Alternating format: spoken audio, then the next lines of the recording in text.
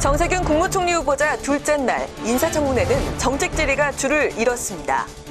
도덕성 검증에서는 여야가 공방을 벌였습니다. 내일 본회의가 예정된 가운데 민주당은 수사권 조정 법안과 유치원 3법 등 패스트트랙 법안에 대해서도 필리버스터 철회를 촉구했습니다. 한국당은 일단 민생 법안 처리가 우선이라는 입장입니다. 여야가 총선을 앞두고 인재 영입 경쟁을 벌이고 있습니다.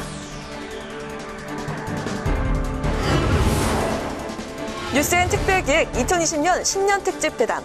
오늘은 자유한국당 심재철 원내대표와 함께 새해 현안과 정치권 과제를 짚어봅니다.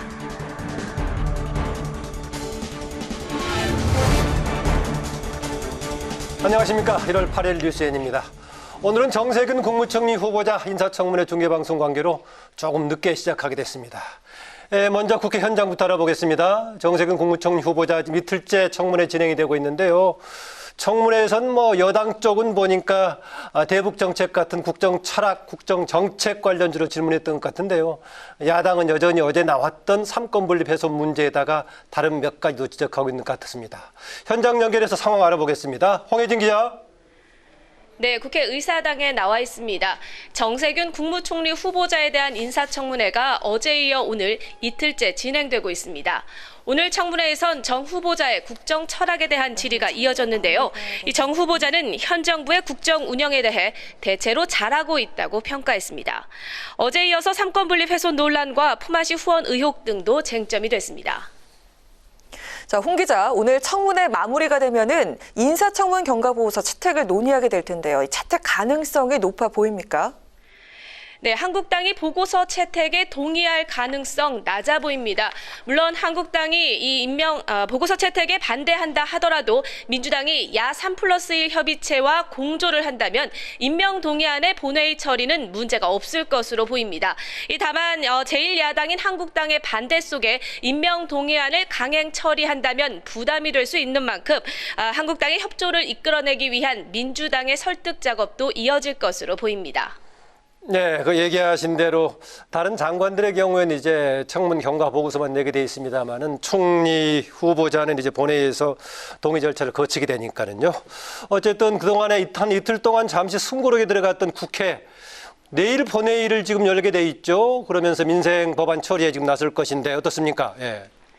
네, 본회의는 내일 오후 2시에 예정이 됐습니다. 170여 개의 민생 법안을 우선적으로 처리할 것으로 보이는데요. 앞서 한국당이 이들 법안에 대한 처리에 동의를 한 만큼 본회의 처리는 무난할 것으로 보입니다. 다만 민주당이 내일 본회의에 상정을 예고했죠. 검경수사권 조정 법안은 얘기가 다릅니다. 아직 여야 합의가 안 됐고요. 한국당도 이 법안에 대해 필리버스터를 유지하고 있기 때문입니다. 한국당은 내일 의원총회에서 필리버스터 실시 여부를 결정할 것으로 알려졌습니다. 홍 기자, 내일 외통위 소집 소식이 들어와 있던데요. 미국과 이란이 충돌하면서 전쟁 위협이 고조되고 있는데 그에 따른 긴급회의 소집인가요? 네, 그렇습니다. 오늘 이란이 미국 공습에 대한 보복 공격을 감행하면서 중동 지역 정세가 요동치고 있는데요. 이에 따라서 외통위가 내일 긴급회의를 소집한 겁니다. 외교부로부터 현재 상황을 보고받고 대응책을 논의할 것으로 보입니다. 당장 이라크 내 우리 교민이 약 1,500여 명이 체류 중인 것으로 알려져 정부의 교민 안전을 위한 대책 마련을 촉구할 것으로 보입니다. 지금까지 국회 의사당에서 국회방송 홍혜진입니다. 네, 앞서 홍혜진 기자 보도했다시피 오늘 정세균 국무총리 후보자 이틀째 인사청문회에서는 상대적으로 정책 질의가 많이 나왔습니다. 김동길 기자의 보도입니다. 정세균 국무총리 후보자 둘째 날 인사청문회에서 여야 의원들은 정책 질의에 주력했습니다. 문재인 정부의 대북 정책 비판에 정 후보자는 튼튼한 국방체제와 미국과의 공조를 강조했습니다. 전략 무기를 개발한다고 하고 선보인다고 이러고 있는데 우리는 거기에 대해서 아무 대책도 없고 그냥 말하자면 이 선의에만 기대하는 그런 상황을 만들어 놓고 이것이 여기까지 온 것이 잘 된 겁니까? 구걸하는 평화가 잘 된 겁니까? 우리 군의 전력 강화를 위해서 노력을 하는 한편 미국이나 국제사회와도 공조를 하면서 남북 문제를 한반도 이 핵 문제를 잘 해결하려고 지속적으로 노력을 하고 있습니다. 정 후보자는 국가 균형 발전에 대해서는 적극 추진하겠다는 의지를 밝혔습니다. 공공기관과 기업의 기업체 그리고 대학 연구기관이 클러스터가 돼서 성장 동력을 만드는 제2기 혁신도시 시즌2가 필요하다 이렇게 생각하는데 수도권의 인구 집중이 더 심화되고 있는 것에 대해서 문제의식을 갖습니다. 앞으로도 국가균형발전 정책은 국가적인 중요 의제로 삼아서 적극적으로 추진해 나가야 된다고 생각합니다. 정 후보자는 청년 정책 수립에도 적극 나서겠다고 밝혔습니다. 청년 정책을 총괄하면서 운영하시게 될 텐데 혹시 그와 관련해서도 부과하실 말씀이 있을까요? 열정페이 방지법, 또 청년세법 등등 청년 관련 법안들을 많이 제출을 했습니다. 저 스스로. 그런데 통과는 못 시켰습니다만은 청년의 관심이 많고 청년이 우리 대한민국의 미래이기 때문에 다른 어떤 정책보다도 우선해서 이 문제에 대해서 집중하도록 노력하겠습니다. 민주당 소속인 정 후보자의 총선 개입 우려에 대해서는 총리가 선거에 관여하면 불법이라며 일축했습니다. 총리가 되시면 민생 현장을 살피고 또 국민과 소통하는 현장 중심의 행정을 하신다는 명분을 내세워서 전국을 다니시면서 사실상 동료나 친한 지인들의 선거운동을 할 것이다. 만약에 총리가 선거에 관여하면 불법입니다. 저는 불법 같은 거 하고 싶지 않습니다. 정 후보자는 국회 선진화법은 20대 국회를 최악의 국회로 만든 원인 중에 하나라고 지적하고 개선이 필요하다는 입장을 밝혔습니다. 국회방송 김동길입니다. 정 후보자 인사청문회에서는 어제에 이어 오늘도 정 후보자의 도덕성을 놓고 여야 공방이 벌어졌습니다. 포스코건설 송도사옥 매각 개입 의혹이 쟁점이 됐는데요. 한도윤 기자의 보도입니다. 야당은 정 후보자가 포스코건설 송도사옥 매각에 연루됐다는 의혹 기사를 놓고 해당 언론사를 상대로 한 손해배상 소송을 집중 추궁했습니다. 법원이 1심과 2심을 모두 기각한 것을 거론하며 정 후보자 개입은 법적으로 규정된 국회의원 권한 밖의 행위로 해석했다고 공세를 펼쳤습니다. 통상적인 민원을 경청하는 국회의원이 나누는 평범한 대화의 수준을 현저히 벗어났다라고 본다. 이렇게 판결을 내렸단 말이지요. 대법원의 판결에 의해서 이게 2심 판결이 뒤집히지가 않는다고 한다면 이 법을 위반한 거잖아요. 그렇지 않습니다. 후보자님의 의견을 좀 듣고 싶습니다. 그 재판은 제가 손상된 저의 명예를 회복하기 위한 재판이었지 그 사안에 대한 재판이 아니었습니다. 여당은 해당 의혹과 정 후보자는 관련이 없다며 엄호에 나섰습니다. 정 후보자의 지인 박 씨가 당시 새누리당 의원에겐 불법 선거 자금을 제공했다고 진술했지만 정 후보자에 대한 대가 언급은 없었다고 강조했습니다. 이 단독 기사의 판을 키우고 싶었는지 구색 맞추기로 후보자를 끼워 넣은 것으로 보입니다. 헐값으로 매각되는 게 억울하다고 하소연해서 후보자가 어떻게 되고 있는지 알아본 정도고 어떠한 부정한 청탁도 없었던 거죠. 그렇죠, 후보자님? 그렇습니다. 네. 이와 함께 야당은 정 후보자가 2014년부터 2018년까지 동료 의원들에게 후원금을 보낸 것이 세금 혜택을 노린 절세 편법이라는 의혹을 제기했습니다. 그런데 그 월급에 내는 세금도 좀 아끼겠다고 일종의 편법, 꼼수를 쓰면서 세금 절세하는 모습을 보면 국민들이 그 모습을 아무리 법을 어긴 건 아니지만 저는 곱게 보지 않을 거라는 거. 초선들 이렇게 조금씩 후원을 한 건 사실이에요. 그것은 다 정치자금법이 허용하는 한도 내에서 한 거예요. 이 밖에 여당은 어제 야당이 제기한 경기도 화성동탄 택지 개발 사업 개입 의혹에 대해 반박을 이어나갔습니다. 택지 비리 의혹 사건이 발생한 시기는 2015년이고 그리고 후보자가 화성시를 방문한 시기는 2년 뒤인 17년이다. 네. 그리고 당시 야당 의원으로서 문체위원이기 때문에 거기에 어떤 영향을 미칠 이치에도 있지 않다 이렇게 정리할 수 있을 것 같습니다. 여야는 오늘 인사청문회를 마치고 정 후보자에 대한 인사청문 경과보고서 채택 여부를 논의할 방침입니다. 국회방송 한두영입니다. 네, 여야가 합의해서 본회의를 열기로 한 게 내일인데요. 한국당은 이미 170여 개 민생 법안에 대해서는 필리버스터를 처리했고요. 남은 또 패스트트랙 법안들이 몇 개가 있죠. 검경 수사권 조정 관련된 법안, 또 유치원 3법 같은 게 있는데 민주당은 이것들도 필리버스터 처리해달라고 촉구하고 있습니다. 한국당은 일단 민생 법안 처리가 우선이다 이런 입장인데요. 김세정 기자가 보도합니다. 민주당은 예정대로 내일 본회의를 열어 민생 법안을 처리하겠다고 밝혔습니다. 이어 한국당을 향해 민생 법안에 이어 검경 수사권 조정 법안 등도 처리할 수 있도록 무제한 토론, 필리버스터 전면 철회를 촉구했습니다. 자유한국당의 무제한 토론 전면 철회를 거듭 요청합니다. 이제 길고 긴 국회 갈등의 마침표를 찍을 때가 되었습니다. 민생 법안 처리가 끝나는 대로 검경 수사권 조정 법안과 유치원 3법까지 신속하게 표결 처리할 수 있도록 협조를 당부합니다. 한국당은 민생 법안 처리가 우선이라는 기존 입장을 유지하고 있습니다. 민생 법안 170여 건 정도 되는데 민생 법안부터 9일날 먼저 처리하자. 필리버스터들 전면적으로 민생 법안에 대해서 다 풀겠다. 민생 법안부터 먼저 하자. 그래서 국민들한테 희망이라도 주자라는 점들을 요구를 합니다. 하지만 검경 수사권 조정 법안과 유치원 3법 등에 대한 필리버스터 여부는 고심하는 분위기입니다. 한국당 내부에선 기존 방침대로 필리버스터를 진행해야 한다는 의견과 현실적으로 어려울 수 있다는 의견이 분분한 것으로 알려졌습니다. 170여 건의 민생 법안이 내일 국회 본회의 처리를 앞두고 있습니다.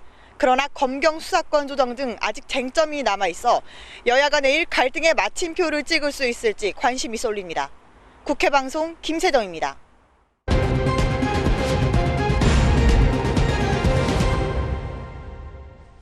네, 이슈 분석 국회 방송의 김희연, 양윤선 두 기자와 함께하겠습니다. 어서 오세요. 안녕하세요. 예, 여야가 지금 총선 준비에 매진하고 있습니다. 일단은 총선 관련된 당 내부의 조직 정비하는 게 하나가 있겠고요. 나머지는 지금 인재 영입이 일차적인 과제가 되고 있습니다. 서로 지금 인재 영입 경쟁을 펼치는데 자유한국당 먼저 살펴보죠. 자유한국당이 시작은 먼저 했지만 주춤했다가 오늘 다시 재개한 것 같아요. 네, 그렇습니다. 사실 인재 영입을 말씀하신 대로 첫 스타트를 끄는 게 한국당이었습니다. 그런데 첫 영입 대상에 공감명 갑질 사건의 박찬주 대상이 포함이 되면서 좀 논란이 있었죠. 또 청년 대표로 영입을 했었던 인재는 의원실의 보좌 직원 남편으로 밝혀지면서 지인 찬스 논란이 빚어지기도 했습니다. 이런 홍역을 치르면서 주춤했던 인재 영입, 오늘부터 다시 재개될 것으로 보입니다. 오늘 한 번에 2명의 인재 영입을 발표했는데요. 첫 번째는 북한 인권단체 나우의 지성호 대표입니다. 지 대표는 북한 꽃제비 출신으로 어릴 때 먹을 걸 구하려고 탄 석탄 열차에서 떨어져 팔과 다리가 절단되는 사고를 겪었는데요. 이후 북한에 탈출을 해서 2008년부터 탈북민 자원봉사 단체를 만들어 북한 인권 활동에 매진을 하고 있습니다. 지난 트럼프 미국 대통령 신년 연설 도중에 트럼프 대통령의 호명이 목발에 들어 화답을 해서 유명해진 인물이기도 합니다. 지성호 대표 발언 들어보시죠. 탈북자 아사 사건을 보며 매우 슬펐습니다.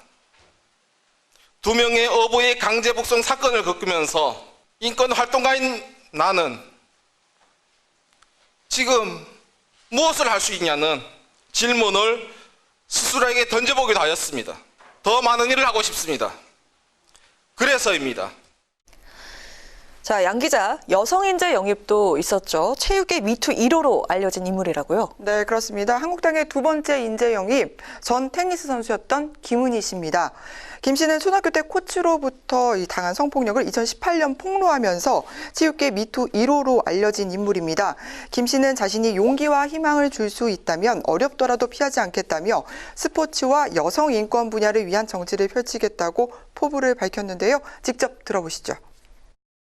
제가 인권 문제 해결에 있어서 가장 중요시 여긴 것은 의지였습니다. 아픔을 가지고 있고 지금도 이겨내고 있는 사람으로서 스포츠인, 여성, 인권 분야만큼은 당의 색과 상관없이 최선을 다할 것입니다. 네, 황교안 대표는 이번 인재 영입의 키워드가 용기와 인권이라고 강조를 했습니다. 두 사람이 뜻을 마음껏 펼칠 수 있도록 당에서 적극 지원하겠다고도 밝혔고요. 한국당은 다음 달까지 매주 2번씩 인재 영입을 발표하겠다는 계획입니다. 네, 김희연 기자. 지금 양윤선 기자 얘기했다시피 시동은 한국당에 걸었지만 주춤하다가 다시 시작하고 있고요. 그동안에 이제 속도를 내고 있는 쪽은 민주당 쪽이에요. 네, 지금 벌써 맞습니다. 5명을 영입했던가요? 네, 그렇습니다. 이해찬 당대표가 직접 위원장을 맡으면서 인재 영입을 챙기고 있고 네. 또 매주 화, 목, 일요일마다 인재 영입을 발표해 왔는데요. 어제 오영환 전 중앙 119 구조본부 항공대원을 5번째 인사로 영입했습니다. 오 전 소방관은 현장 구조대원으로 일하면서 소방활동과 안전의식에 관한 강연과 홍보를 펼치는 등 열혈 청년 소방관으로 널리 알려진 인물입니다. 오 전 소방관은 명예로운 소방관직을 내려놓기 싫었지만 국민 생명과 안전을 위한 법과 제도, 예산을 뒷받침하기 위해 정치에 발을 들여놓게 됐다고 밝혔는데요. 관련 발언 직접 들어보시죠. 제가 구조대원으로서, 구급대원으로서 현장에서 느꼈던, 너무도 오랜 동안 느껴왔던 법과 현실의 괴리, 그리고 어째서 열악한 환경에 살아가는 사람들은 더욱 쉽게 위험에 노출되어야만 하는지, 그 뼈아픈 현실을 이제 저는 정치로 바꿔보려 합니다. 민주당은 내일 6번째 인재 영입을 발표할 예정인데 여성, 청년, 전문직 인사인 걸로 알려졌습니다. 네, 뭐 여야가 인재 영입 경쟁을 벌이고 있고요. 또 보수 야권은 지금 총선을 앞두고 통합이 지금 화두인데 양윤선 기자, 한국당을 비롯한 보수 야권들 전망에 대해서는 좀 엇갈리고 있습니다만 어제만 해도 통합 관련 회동들이 많았죠. 네, 뭉치면 살고 흩어지면 죽는다. 사실 진보 진영에서 선거 때마다 되풀이됐던 얘기입니다. 그런데 이번 총선에선 보수 진영의 절체절명의 과제가 됐습니다. 그래서 4.15 총선을 앞두고 보수 통합을 위한 통합추진위원회 약칭 통추위가 불완전하지만 일단 출범을 할 것으로 보입니다. 국민통합연대가 어제 중도 보수 대통합을 위한 정당과 시민사회단체 대표자 연석회의에서 통추위 구성을 공식 제안했습니다. 보수 진영 정당과 단체들이 전격 참여 의사를 밝혔는데요. 한국당 참여자 일원으로 통추위 논의에 참여하겠다고 밝혔고요. 미래를 향한 전진 4.0 창당을 주도하고 있는 이원주 의원도 통추위 참여 의사를 밝혔습니다. 문제는 보수 통합의 한 축이죠. 새로운 보수당이 통추위 참여에 부정적인 겁니다. 새 보수당 하태경 책임대표, 새 보수당 중심으로 혁신 통합 추진위를 구성하겠다. 통추위 불참 의사를 밝혔습니다. 따라서 한국당은 통추위 참여하는 동시에 새 보수당과의 물밑 접촉을 이어가면서 큰 통합을 모색할 것으로 보입니다. 네, 한국당 황교안 대표는 연일 보수 통합 메시지를 내놓고 있는데요. 김영 기자, 가장 큰 세력인 새로운 보수당이 통합 우선순위 대상 아니겠습니까? 두 당이 통합 가능할까요? 네, 이게 한국당과 새보수당이 각자 통합의 문은 열어놨는데 사실상 쉽지 않아 보입니다. 이 양측이 서로 통합이 필요하다고 주장하지만 간극은 좁혀지지 않고 있기 때문인데요. 지난 5일 창당한 새보수당의 하태경 책임대표가 취임 인사차 어제 한국당 황교안 대표를 만나러 갔죠. 보수통합 논의에 발판이 될 것으로 예상이 됐는데요. 그런데 오히려 새보수당 측이 한국당의 통합 진정성을 의심하는 자리가 됐다는 평가가 나오고 있습니다. 어제 회동 자리, 황교안 대표와 하태경 책임대표의 발언 이어서 들어보시죠. 우리 힘들고 어려운 자유파, 자유민주 진영이 한 번 더 힘을 내는 그런 기회가 되었으면 좋겠다 이런 생각을 합니다. 보수가 힘을 합쳐야 된다는 목소리도 좀 많이 듣고 있습니다. 근데 그 해답은 한국당도 그렇고 새로운 보수당도 그렇고 보수 개혁의 일로 매진하면 반드시 한 길에서 만나게 되어 있다고 생각을 합니다. 네, 김 기자, 두 사람 얘기 들어보면 아주 좋습니다. 황교안 대표의 경우에는 모여서 뭉치지 않으면 힘을 얻기 어렵다라는 얘기하고 있고 보수가 개혁하면은 만나게 돼 있다라고 하태경 의원 얘기했는데 아까 얘기를 할 때 그럼에도 불구하고 진정성, 의심 이런 표현을 했어요. 왜 그런 겁니까? 네, 이게 방금 들으신 내용이 어제 회동에서 모두 발언인데요. 이 모두 발언만 놓고 보면 분위기가 화기애애해 보입니다. 그런데 회동을 마치고 나와서 기자들을 만난 자리에서 새보수당은 일단 보수 재건이 우선이다. 깊이 있는 논의가 된 게 없다. 이렇게 선을 그었습니다. 앞에 발언이 있었군요. 또 앞뒤 발언이 중간에 또 있었군요. 네. 네, 어제 황교안 대표가 새 보수당이 요구하는 통합의 3원칙을 수용한다 이런 관련 기사들이 나왔는데요. 한국당 입장은 어떻습니까? 양 기자. 네. 말씀하신 대로 어제 정치권을 달군 아주 뜨거운 이슈였습니다. 결론부터 말씀을 드리자면 한국당이 수용 발표가 있을 것이라는 어떤 주요 일간지 보도가 있었습니다만 사실이 아닌 것으로 밝혀졌습니다. 새 보수당이 요구하는 통합의 3원칙. 이 탄핵의 강을 건너야 한다. 그리고 개혁 보수로 나아가자. 그리고 새 집을 짓자 이건데요. 한국당 내부에서조차 이 3원칙 수용이 말이 안 된다는 측과 무조건 통합이 먼저다라는 반응이 엇갈리는 상황입니다. 한국당은 통합 과정에서 불거질 수밖에 없는 불가피한 진통으로 보고 있습니다. 네, 오늘은 국회의장 인사청문회 소식하고요. 또 여야 정당들의 움직임 들었습니다. 지금까지 국회방송 양윤선, 김희연 기자였습니다. 두 분 수고하셨습니다. 더불어민주당은 문재인 대통령의 남북관계 개선을 위한 노력을 적극 뒷받침하겠다고 밝혔습니다. 이인영 원내대표는 최고위원회의에서 어제 문 대통령의 올림픽 단일팀 구성과 남북 접경지역 협력, 금강산 관광, 개성공단 재개 등을 밝힌 데 대해 적극적으로 환영한다며 이같이 밝혔습니다. 한편 이 원내대표는 쌍용차 해고자 46명에 대한 복직 연기 논란에 대해 쌍용차는 사회적 약속을 반드시 지켜야 한다고 촉구했습니다. 자유한국당은 반시장 부동산 정책이 아닌 서민들을 위한 실효적인 부동산 정책이 필요하다고 밝혔습니다. 한국당은 논평을 통해 정부가 투기적 9억 원 이상 주택 매입 시 재산 내역 제출을 의무화한다고 한 데 대해 투기와의 전쟁이 아닌 시장과의 전쟁이라고 비판했습니다. 또 대다수의 국민이 아닌 투기꾼을 대상으로 한 부동산 정책으로 전세가 폭등 등 피해는 고스란히 서민들의 몫이라고 지적했습니다. 바른미래당 손학규 대표는 문재인 대통령이 남북관계에 있어 종북적 대북간을 버려야 한반도 해법을 찾을 수 있다고 밝혔습니다. 손 대표는 최고위원회의에서 어떠한 해법도 내놓지 않고 북에 구애만 하는 것은 남북관계 개선에 결코 도움이 되지 않는다며 이같이 밝혔습니다. 또 한반도 평화는 추구해야 할 과제지만 우리나라는 북한 비핵화 문제 당사자로서 북한에 할 말을 해야 국익을 수호할 수 있다고 강조했습니다. 바른미래당 안철수 전 의원이 바른미래당의 현 상황이 자신의 책임이라며 사과했습니다.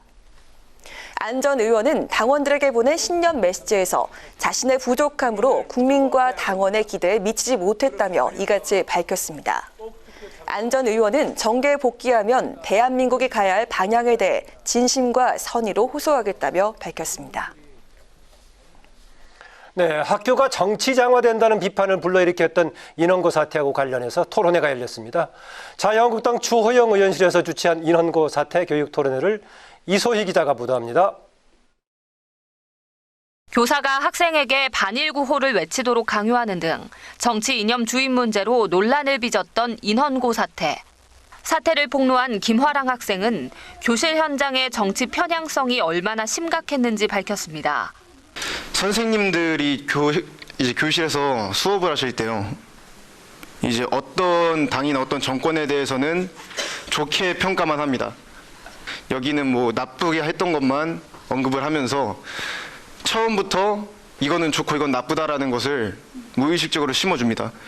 학부모들은 교사가 자신의 정치적 이념을 강요하는 것은 직업윤리를 위반하는 행동이라고 지적했습니다. 동등하게 이렇게 똑같이 이렇게 사실만을 가르쳐주고 아이들이 판단하는 게 아니라 교사의 주관이 너무 가입이 되니까 이게 문제인 것 같아요. 직업윤리라고 해서 그 정치적 중립성을 가져야 된다는 걸 알고 있는데 왜 수업 시간에 교사의 그 개인적인 정치적 성향을 계속 이렇게 주입을 하는지. 교육계 전문가들은 정치 성향을 주입하는 일부 혁신학교의 문제점을 지적하면서 개선이 필요하다고 주장했습니다. 혁신학교 가고 싶어하는 애들 아무도 없습니다. 여러분들 학생 애들이 혁신학교가 뭡니까? 수업 안 합니다. 야 우리끼리 토론 수업하자. 야 우리 토론 다 해. 토론 수업을 하면 남는 거 있어요? 토론회를 주최한 주호영 한국당 의원은 교실에서 잘못된 세계관을 심어주는 일은 없어야 한다며 국회 차원의 대책 마련에 최선을 다하겠다고 밝혔습니다. 순수한 영혼들에게 왜곡되고 잘못된 세계관을 심어주는 것이야말로 큰 죄가 될 것이고 이 심각성을 의원들이 좀 공유를 하고 재발 방지를 위한 대책 또 학생들 보호를 위한 이런 방안을 마련하는 데 국회 방송 이소희입니다. 네, 국가 R&D의 표준을 주요 성과지표로 설정하는 연구성과평가법 개정안에 대한 공청회가 민주당 노웅래 의원실 주최로 열렸습니다. 보도에 임채원 기자입니다. 우리 주변의 가전제품이나 가구들을 살펴보면 표준 인증 마크를 쉽게 확인할 수 있습니다. 표준은 제품이나 서비스의 품질을 향상시키고 호환성을 높여주는 역할을 합니다. 신운규 포항공대 교수는 4차 산업혁명에 선제적으로 대응하기 위해 국가 R&D의 주요 성과지표에 표준을 포함해야 한다고 밝혔습니다. 연구개발 성과가 있을 때 그걸 표준 활동은 사실 국제 경쟁력 또는 국가의 표준을 만드는 것에 대한 활동인데 논문이나 특허만 인정을 하다 보니까 우리가 다소 소홀한 면이 있어서 국제 경쟁력을 갖추는 데 어려움이 있습니다. 전문가는 표준을 국가 R&D의 주요 성과 지표로 설정하면 국가 예산으로 연구 개발한 결과물의 산업화를 촉진시키는 등 활용도가 높아진다고 강조했습니다. 우리나라 기술이 국제표준으로 등록된다면 이것은 세계 각국에서 세계 시장에서 우리 기술이 사용될 수 있기 때문에 수출이 길이 열리고 또 국내에서도 이 선행 기업이 만든 기술이 표준이 돼서 다른 기업이 같이 쓴다면 국내 시장 파이도 넓어지고 모두가 이걸 활용할 수 있기 때문에 그 연구 성과를 갖다가 사업화, 활용 이 측면에서는 굉장히 큰 파급이 큰 거죠. 국가 연구개발의 주요 평가 지표로 표준을 포함하는 연구성과평가법 개정안을 발의한 노웅래 국회 과학기술정보방송통신위원장은 국가 경쟁력을 높이기 위해 표준 경쟁력을 갖춰야 한다고 강조했습니다. 4차 산업혁명 시대를 맞아서 표준 선점을 둘러싼 경쟁이 치열합니다. 그런 면에서 국가 R&D 성과를 평가할 때 표준을 지표로 적극적으로 활용돼야 한다 하는 측면에서의 이게 이번 법에 발의가 된 근거라 할 수 있겠습니다. 국회 방송 임채연입니다.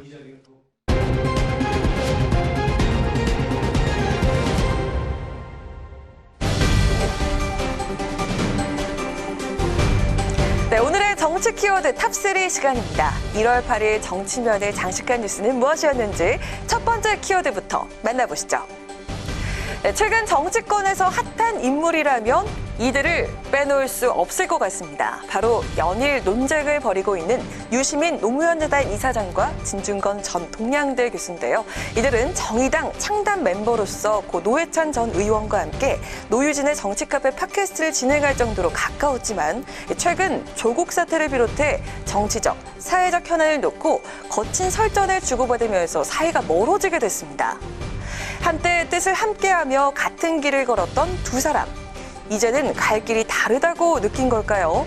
유 이사장은 진 전 교수를 향해 최대한 존중하며 작별하는 것이 좋겠다며 사실상 정치적 결별을 선언했습니다. 어떨 때는 일치하기도 했고 길을 함께 걸었던 사이예요. 지금 와서 갈림길에서 나는 이쪽으로 가는데 진 교수는 저쪽으로 가기로 작심한 듯 보여요. 이별에도 기술이 필요해요. 최대한 존중하면서 작별하는 것이 좋지 않나? 유 이사장은 진 전 교수를 향해 저보고 망상 확증 편향이라고 그러지만 누구나 그런 위험을 안고 있다면서 진 전 교수가 밤에 혼자 있을 때 자신의 동영상이나 썼던 글을 보고 자기 생각과 감정에 대해 거리를 두고 성찰해봤으면 좋겠다고 밝히기도 했습니다. 이 같은 유 이사장의 결별 선언에 진 전 교수는 자신의 페이스북을 통해 그럴수록 더 대화가 필요하다며 자주 뵙자는 글을 남겼는데요. 글쎄요, 최근 갖가지 현안을 놓고 극심한 견해차를 보인 두 사람이만큼 유 이사장의 결심을 바꾸기에는 역부족이지 않을까 싶습니다. 한편 진 전 교수는 오늘 또다시 유시민 이사장을 향해 청와대를 장악한 PK 친문의 남태스런 요구를 추미애 장관에게 대신 전달해주고 있다며 친문의 청부업자라고 비꼬았는데요.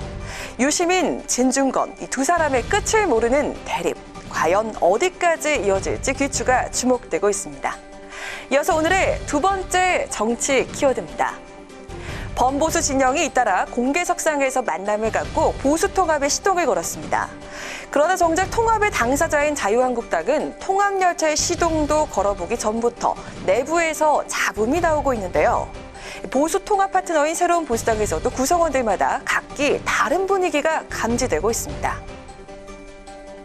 보수 통합의 물꼬를 트기 위한 논의체, 보수 우파 진영의 이른바 통합추진위원회가 출범을 앞두고 있는 가운데 현재 보수 진영 정당 및 단체들이 참여 의사를 밝히고 있는데요.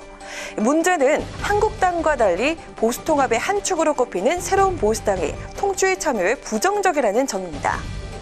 새보수당 하태경 책임대표는 오늘 기자들과 만나 묻지마 통합이 아니라 원칙에 입각해 개혁적으로 통합하는 것이 더 큰 통합이라며 새보수당을 중심으로 혁신통합 추진위를 구성해 나갈 것이라고 사실상 국민통합연대 통추위에 불참하겠다는 의사를 밝혔는데요. 따라서 한국당은 통추위에 참여하는 동시에 새보수당과의 물밑조촉을 이어가면서 큰 통합을 모색할 것으로 보이고요. 새보수당 역시 한국당과의 통합 논의 문은 열어놓은 상태입니다. 하지만 한국당과 새보수당과의 통합 전망은 그리 밝지 않은데요. 새로운 보수당 보수재건위원장인 유승민 의원은 탄핵의 강을 건너자, 개혁보수로 나아가자, 낡은 집을 허물고 새 집을 짓자는 자신의 보수재건 3원칙을 배척하는 그리고 부정하는 세력과는 손을 잡을 수 없다고 밝힌 상황입니다. 통합 논의가 본궤도에 오르기도 전에 보수정당 간 주도권 확보를 위한 힘겨루기가 벌어지고 있는데요. 움직임이 분주한 만큼 보수 통합 논의에 우려스러운 대목 역시 적지가 않습니다. 앞으로도 새로운 통합체의 명칭과 노선, 운영 방식 등을 놓고 각 정파가 지분 다툼을 벌일 가능성이 큰데요. 무엇보다 통합을 추진하려면 진정한 혁신과 새로운 비전을 보여줘야 성과를 거둘 수 있다는 점 잊어서는 안 되겠습니다. 마지막으로 오늘의 세 번째 정치 키워드입니다. 문재인 대통령의 복심으로 꼽히는 윤건영 청와대 국정기획상황실장. 총선 출사표를 던지기 위해 선거를 정확히 100일 앞둔 지난 6일 SNS를 통해서 사의를 밝혔는데요. 그런데 윤 정 실장 이후로 전현직 청와대 참모 출신 출마자들이 속속 나오면서 정치권이 촉각을 곤두세우고 있습니다. 야당뿐 아니라 여당인 더불어민주당에서도 곱지 않은 시선이 나오고 있는데요. 이른바 문재인 청와대 꼬리표를 단 총선 후보가 21대 국회에 몇 명이나 입성할지 관심이 모아지고 있습니다. 새로운 도전을 시작하려 한다. 겸손하지만 뜨겁게 시작하겠다는 소회를 밝힌 윤 전 실장. 출마지로는 박영선 중소벤처기업부 장관의 지역구인 서울 구로을이 점쳐지고 있습니다. 그러나 당내에선 청와대 출신이라고 유리한 지역구를 받아 꽃길만 걸어서는 되겠느냐. 특혜로 비춰지지 않으려면 험지 출마가 맞다. 꽃가마 탈 생각부터 버려야 한다 등 비판의 목소리가 나오고 있는데요. 윤 실장의 고향인 PK나 자택이 있는 경기도 부천 등 다른 지역 출마 수요가 거론되는데 굳이 민주당 표밭을 골라가는 걸 곱게 보기 힘들다는 평입니다. 이런 논란은 청와대 이력 허용 여부를 결정하는 단계에서 심화될 것으로 보이는데요. 청와대 이력은 여론조사 비중이 높은 당내 경선에서 유리한 무기이기 때문입니다. 이 때문에 현역 의원들은 금지를 요구하지만 청와대 출신 인사들은 불만이 거센 상황인데요. 선거대책위원회가 최종 방침을 확정하는 2월 초까지 양측의 신경전이 가열될 전망입니다. 총선을 석 달 남짓 앞두고 있는 지금 문재인 정부 청와대 출신 인사들의 총선 출마가 잇따르고 있는데요. 선거판으로 나오는 청와대 전현직 참모는 70여 명에 이를 것으로 추산되고 있습니다. 제1야당인 자유한국당은 이 정도면 청와대가 총선 캠프라고 해도 과언이 아니다라며 날을 세우고 있는데요. 과연 청와대 출마 러시는 어디까지 이어질지 지켜보도록 하겠습니다. 오늘의 정치 키워드 탑3였습니다.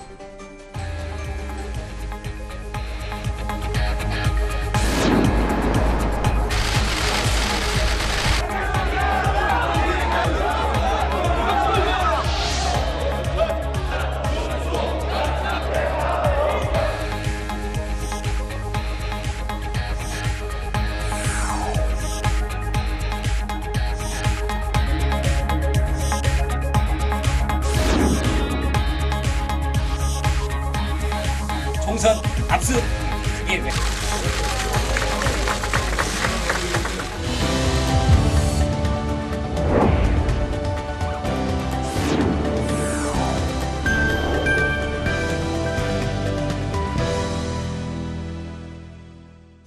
네, 이번 시간은 뉴스엔이 2020년 새해를 맞아서 특별 기획으로 준비한 신년 특집 대담입니다. 오늘은 제1야당의 원내사령탑이시죠. 자유한국당 심재철 원내대표와 함께 새 정치권 소식 정리해 보겠습니다. 어서 오십시오. 네, 안녕하십니까. 바쁘실 텐데 뭐 요즘 한참 더 바쁠 테고요. 그렇죠. 또 내일 본회의 준비하시느라고 오늘 더 바쁠 텐데요. 예, 일이 좀 많기는 많네요.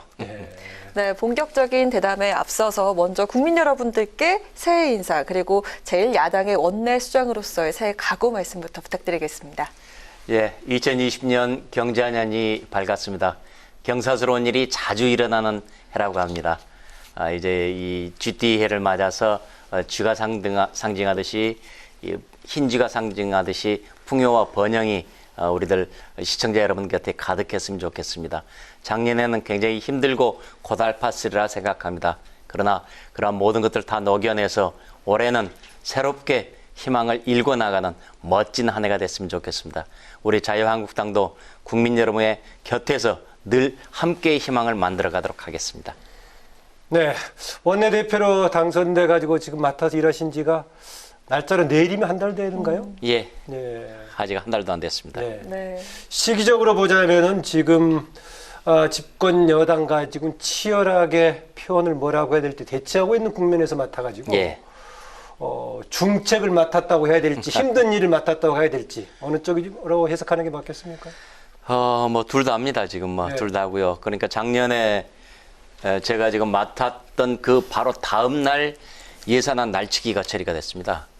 그래서 되자마자 이제 날치기 폭거가 지금 일어났었고, 그리고 또 작년 말에 선거법 그리고 공수처법 두 가지 악법이 모두가 다 이렇게 줄줄이 짬짬이 처리가 돼가지고 대단히 힘든 연말을 맞았었습니다.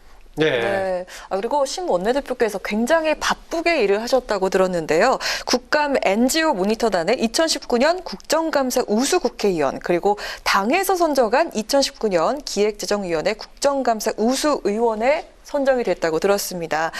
지난해 거둔 의정활동 성과라고 한다면 무엇인지 소개 좀 부탁드릴게요.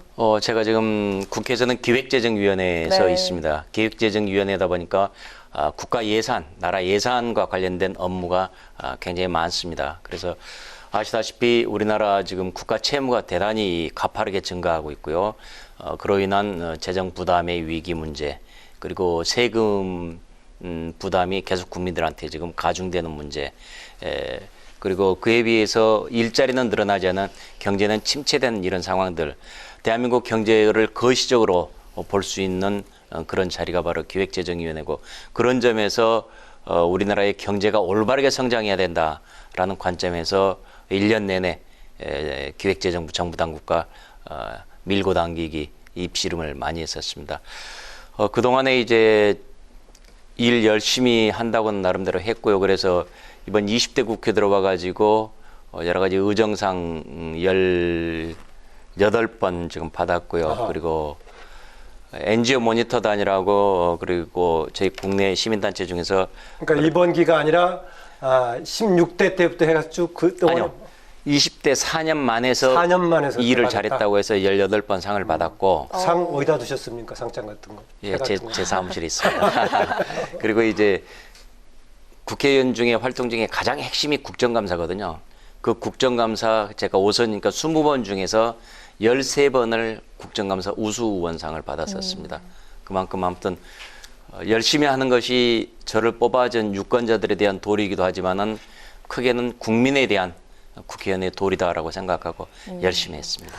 네, 이 특집 대담에 나오신 분들한테 되게 이제 국회의 의장단 또는 당의 대표들이기 때문에 국회 운영 관련된 특히 20대 국회 후반기를 물어봤습니다. 그런데 제가 심재철 원내대표한테는 20대 국회를 전반적으로 질문을 드려야 할 것 같습니다. 왜냐하면은 20대 지금 전반기 때는 국회 부의장을 맡았었죠. 예, 부의장 그렇습니다. 맡았고 예. 지금 후반기 막바지에 제1야당의 원내대표를 맡았는데 그렇습니다. 두 개를 좀 비교해가면서 20대 국회에 대해서 좀 평가해 주시죠.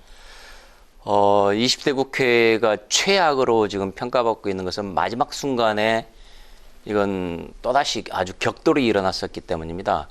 그 전에는 이제 이런 것들을 방지하고자 국회 선진화법이다라고 해서 이름을, 이게 이제 국회법입니다. 그런데 선진화시킨다라는 뭐 예쁜 이름 붙여가지고 국회 선진화법이라고 했지만, 개정된 국회법이겠죠? 예, 그렇습니다. 그러나 국회 선진화법에도 불구하고 이번에 연말에 보여줬던 모습은 여야의 심각한 대치, 그래서 또다시 동물국회, 뭐 마비국회 이런 오명을 뒤집어 쓸 수밖에 없었던 것이죠. 그리고 그것은 결국은 이번에 특히나 선거법 같은 경우는 게임의 룰입니다. 선거를 어떻게 치를 것인가 하는 게임의 룰인데 그 룰을 지금까지 대한민국 역사에서는 여야가 반드시 합의해서 처리했습니다. 게임의 룰을 합의해서 처리하지 않고 일방적으로 날치기 처리한 적은 단 한 번도 없었습니다. 그런데 바로 이번에 지금 작년 말에 그런 현상이 벌어졌습니다. 그래서 그런 점들에서 대단히 저희들이 아쉬웠고요.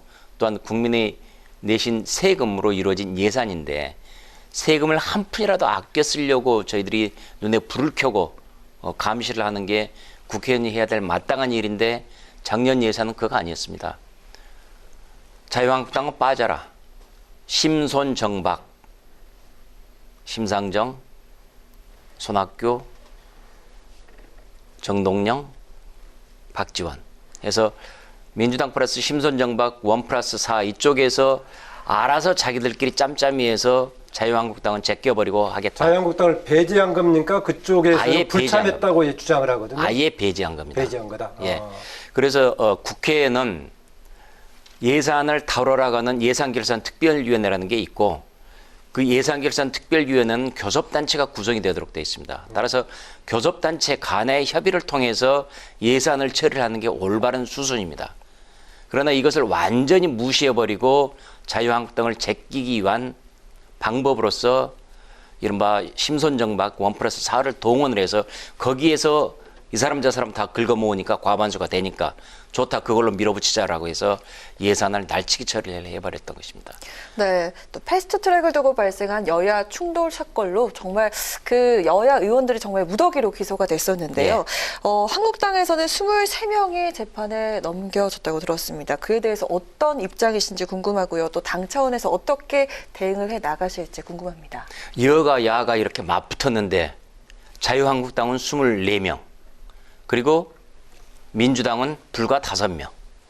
그리고 적용된 혐의도 자유한국당은 굉장히 무겁고 민주당은 굉장히 가볍고 이게 형평성이 안 맞지 않습니까? 결국 이걸 보더라도 아하 권력의 힘이 어디로 작동이 됐고 이 저울의 추가 어디로 기울었는지 시청자들 금방 아시지 않습니까? 저희들이 구체적으로 누가 잘났다 못났다 이런 것들을 따지면 서로 잘났다고 얘기를 하겠죠. 그런 것들을 최종적인 결과로 그렇다면은 자유한국당은 24명 걸리고 그리고 또 그것도 국회의원 뺐지 목숨이 왔다 갔다 하는 그런 중한 혐의를 뒤집어 씌워놓고 민주당은 불과 5명 그것도 매우 가벼운 혐의 이렇게 해가지고 이것이 어떻게 형평을 맞췄겠느냐 이해할 수가 없는 것이죠. 이건 국민들이 이 숫자 하나만 보더라도 금세 아는 겁니다. 이거는. 네, 수사와 기소 단계에서 이제 검찰이 담당한 거 아니겠습니까? 그렇습니다. 그런데 또 최근에 집권 여당은 오히려 검찰에 대해서 불편해하면서 굉장히 비판적인데 네. 이 상황은 어떻게 이해를 해야 되겠습니까? 지금 이제 한국당에서는 검찰의 지금 불공정성을 주장하시는 것 같은데. 그 상황이 최근 들어서 윤석열 총장이 되고 나서 불과 지금 얼마 안 되지가 않습니다. 네. 최근 들어서 지금 진행되고 있는 현상이고 그래서 윤석열 총장이 사람보다는 조직에 더 충실하겠다. 그래서 검찰이 해야 될 바를 올바로 하겠다라고 하니까는 이전에 보여줬던 모습하고는 좀 다른 겁니다. 그래서 저희들도 웬일이지? 라고 지금 눈을 크게 뜨고 바라보고 있는 것이고 네. 그래서 지금 윤석열 검찰이 과연 어떻게 이 일을 처리할 것이냐라는 것들을 지금 저희들은 살펴보고 있는 것입니다. 지금 저희들이 얘기하는 것은 국정농단 3대 비리, 3대 게이트라고 얘기를 해서 하대감이라고 얘기를 합니다. 네. 하명수사, 그다음에 대는 대출비리, 감찰무마 이렇게 쉽게 얘기해서 하대감이라고 지금 얘기를 하는데 이 세 가지 국정농단 비리 이 게이트에 대해서 지금까지는 윤석열 검찰이 올바르게 지금 대응하고 있는 것 같습니다. 그래서 저희들은 웬일이지 하면서 지금 굉장히 눈을 크게 뜨고 지금 바라보고 있는 중입니다. 그럼 패스트트랙에 관한 처리도 좀 신뢰감을 가지고 봐주는 게 맞지 않을까요? 어떨까요?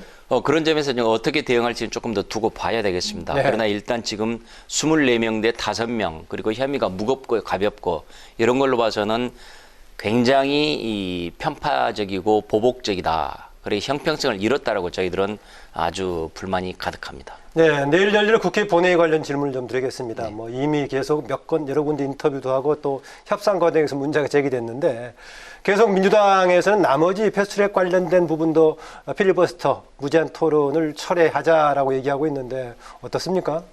그래서 1단계로 저는 지금 뭐 민생법안 아무 조건 없이 내일 처리를 하자라고 지금 제안을 했습니다. 네. 그런데 여기에다가 민주당이 또 옹졸하게 민생법안 다 처리하고 맨 끝에다가 패스트트랙 법안으로 이미 필리버스터 건 법안, 검경 수사권 조정 2개, 유치원법 3개 해서 5개 법안을 맨 꽁지에다가 붙여놓고 이걸 지금 또 논의를 하자 이런 얘기예요. 이런 옹졸한 게 어디가 있습니까? 그래서 내일은 아무 소리 없이 그냥 민생법안 우리들이 필리버스터 하지 않기로 다 풀었으니까 그것만 그냥 깨끗하게 털고 그리고 다시 또 얘기를 하자 이런 얘기입니다. 그런데 그걸 민생법안 처리 맨 꽁지에다가 붙여가지고 그걸 얘기한다는 게 참 옹졸합니다. 오늘 저녁하고 내일 오전에 또 나머지 협상 시간이 남아있긴 그럼요. 하네요. 그런 네. 대화체가 항상 열려 있습니다. 네, 이어서 올해 최대 정치 이슈인 총선에 대해서 질문을 드리겠습니다. 네. 자, 여야 모두 총력에 지금 돌입을 했다라고 말씀을 드릴 수 있을 것 같은데요. 이번 총선의 최대 화두는 또 무엇이고 또 한국당의 필승 전략이 있다면 무엇인지 소개해 주시죠. 이번 총선은 과연 대한민국의 자유민주주의와 시장경제가 제대로 지켜질 것이냐. 흔히 사람들이 쉽게 말해서 야 이러다 나라 망하는 거 아니야? 라고 하는 그 불안감. 이것을 이제 표현하면 자유민주주의가 제대로 유지될 것이냐. 건국 이후에 70년 동안 대한민국이 이렇게 어렵게 쌓아온 이 눈부신 성과들 이것들이 계속 유지가 될 것이냐라는 점에 대해서 대단히 걱정들을 하고 있습니다. 흔히 시중에서 얘기를 할 때 야 이민 가야 되는 거 아니야? 이런 얘기들이 쉽게 나오는 얘기. 바로 그것이 국민들이 일반적으로 느끼는 불안감입니다. 과연 그 불안감들을 이번 선거로 인해서 문재인 정권의 이 좌편향 독주 체제를 저희들이 지금 제동을 걸 수 있는 것이냐, 있을 것이냐, 못하는 것이냐. 바로 이 점이 대한민국의 앞으로의 명운에 대단히 커다란 영향을 끼칠 거라고 보고 있습니다. 그런 점에서 저희들은 이번에는 최선을 다해서 우리들이 이 과반수를 넘고 제1당이 되어야 된다. 그래서 이 문재인 정권의 좌파 독주를 반드시 저지해야 된다라는 그런 사명감으로 지금 준비를 하고 있습니다. 네, 그런 사명감과 또 총선 승리를 이제 목표로 하고 있는데 그거는 결국 상대적인 경쟁 아니겠습니까? 그렇습니다. 경쟁이고 또 유권자 국민들이 과연 어떻게 선택할 것인가. 그런데 현재의 국민들의 자유한국당을 보는 견해라든가 지지 이런 지형은 지금 어떻게 인식하고 계십니까? 저희들이 지금 아직도 국민들로부터 지금 뭐 질타를 받고 있다는 거 저희들이 잘 알고 있습니다. 예. 그것이 여론조사 결과를 보면은 분명히 민주당에서는 떨어져 나오고 있는데 아직 자유한국당 쪽으로 이동하지 않은 그래서 중간층에 머물러 있는 표들이 대단히 많습니다. 그래서 그것은 결국은 우리들이 충분히 그 표들을 국민들로부터 지금 흡수를 하지 못하고 있다. 이런 것들이고 이것은 자유한국당이 좀 더 변화돼야 된다. 그리고 보수파들이 지금 이 쪼개져 있고 분열되어 있는데 이 분열도 다시 한번 통합을 해야 된다. 그리고 통합하면서 쇄신하는 그 모습을 보여라. 그러면은 아마 국민들의 표가 저희 자유한국당으로 올 거라고 확신하고 쇄신 있습니다. 얘기하셨는데 쇄신은 여러 가지 뭐 조직이라든가 당의 뭐 정책 노선도 있겠지만은 국민들한테 가시적인 거는 인물 통해 쓴 것인데 그렇습니다. 불출마라든가 영입이 상당히 효과를 볼 수 있을 거라고 보십니까? 어떻습니까? 저는 충분히 효과를 볼 거라고 봅니다. 특히 이번에 저희들이 지금 불출마한 의원님들의 대부분이 영남 지역 의원님들입니다. 영남 지역은 상대적으로 저희 자유한국당으로서는 강세 지역인데 그 강세 지역에 있는 의원님들이 일단 불출마를 선택하시고 했다는 얘기는 후진들을 위해서 그리고 길을 터줘야 된다. 그리고 자유한국당이 변해야 된다.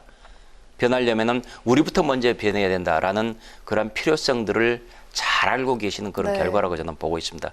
그런 점에서 불출마 선언이 대단히 저는 의미가 있다고 보고 있고 그리고 그에 맞춰서 저희들도 지금 인재 영입 오늘 이제 저희들은 트럼프 대통령의 두 번째 아니죠. 2018년이죠. 네, 2018년. 2018년 의회 연설, 국정연설 그때 같이 현장에 있었던 그 목발을 들고 북한 탈북자, 북한 탈북을 하셨던 지성호 씨. 그리고 이제 또 체육계의 미투를 폭로했던 분 해서 그 두 분을 김은희 씨에서 두 분 오늘 이제 영입을 했는데요.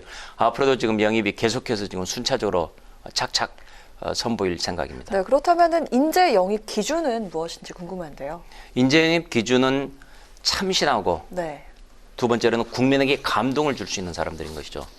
예를 들어서 지성호 씨 같은 분 경우야말로 그야말로 그 어려운 상황에서 북한을 빠져나오고 그것도 목발을 짚은 채로 빠져나와 가지고 지난번 트럼프 대통령과의 관계에서 그런 북한의 잘못된 행태들을 웅변했던 그런 아주 그래서 사람들이 저도 목발 들고 화답했던 모습이 좀 기억이 납니다. 그렇습니다. 온 국민이 다 기억하실 겁니다.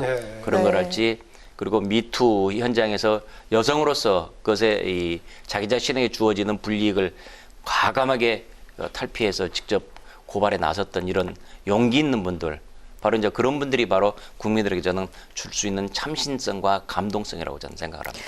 네, 정세균 국무총리 후보자 인사청문회가 진행이 되고 있죠. 어떻게 보셨는지 궁금하고요. 또 인준안 표결 처리는 어떻게 전망하시는지. 인준안 표결 처리는 이 회의가 끝나고 이제 저희 인사청문 위원들 의견들 다시 한번 좀 짚어보고 위원들과 또 의총도 거치겠네요. 그러니까. 의견들을 다시 한번 좀 논의를 해봐야 되겠습니다만은 지금까지 흘러나온 얘기로 보면은 우선 가장 심각한 문제가 국회의장을 했던 분이 어떻게 국무총리로 가느냐 이런 얘기입니다. 대한민국은 삼권 분립이고 그 삼권 분립 국회에서 최고의 수장이 바로 국회의장인데 국회의장을 불과 2년 전에 했던 분입니다.